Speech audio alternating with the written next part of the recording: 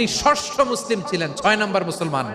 ওনাকে টার্গেট করে বিশ্বনবী দেখলেন এমন ইন্টেলেকচুয়াল ব্রেন, উনি সূক্ষ্ম সূক্ষ্ম জিনিস বুঝে বেশি, ফিকহি জ্ঞান ওনার মধ্যে বেশি।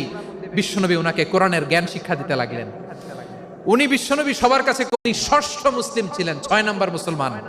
ওনাকে টার্গেট করে বিশ্বনবী দেখলেন এমন ইন্টেলেকচুয়াল ব্রেন, উনি সূক্ষ্ম সূক্ষ্ম জিনিস বুঝে বেশি, ফিকহি জ্ঞান ওনার মধ্যে বেশি। বিশ্বনবী ওনাকে কোরআনের জ্ঞান শিক্ষা দিতে লাগলেন। উনি বিশ্বনবী সবার কাছে কোরআন শোনায়, কিন্তু বিশ্বনবী নিজে আব্দুল্লাহ ইবনে মাসুদের কাছ থেকে কোরআন শুনতো। বিশ্বনবী একবার বললেন, ইকরা আলাইয়া ইয়া মাসুদ। ইবনে মাসুদ একবার শোনাও তো কোরআন দেখি। আব্দুল্লাহ ইবনে মাসুদ বলে, আকরাউ আলাইকা ওয়া আলাইকা উনজিল। নবী, আপনার উপর কোরআন নাজিল হয় আর আমি আপনার সামনে কোরআন পড়বো। বিশ্বনবী বললেন, ইন্নী উহিব্বু আন আসমাআহু মিন গায়রি।